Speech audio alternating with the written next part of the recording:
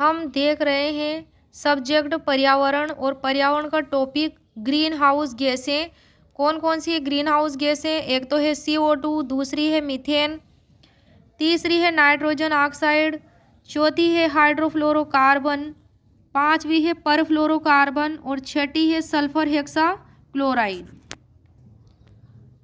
हम देखते हैं CO2 को। CO2 क्या है? ग्रीन हाउस गैस है। यह कोयला, तेल, पेट्रोलियम ईंधन के जलने और जंगलों में लगी आग से पैदा होती है।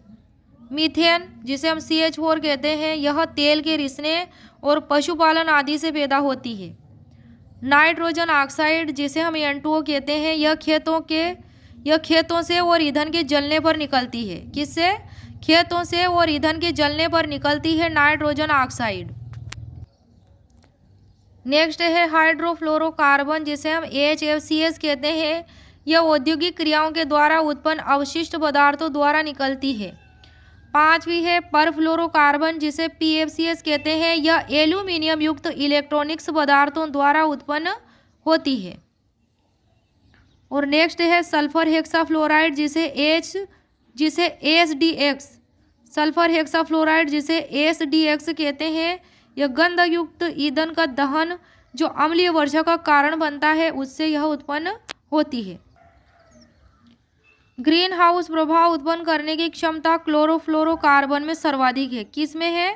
क्लोरोफ्लोरोकार्बन में सर्वाधिक है ग्रीन हाउस प्रभाव उत्पन्न करने की क्षमता। परंतु भूमंडलीय तापन उत्पन्न करने के लिए CO2 उत्तरदायी है, क्योंकि विभिन्न ग्रीन हाउस गैसों में इसकी मात्रा सर्वाधिक है। किसकी? CO2 की, कार्बन डाइऑक्साइड की।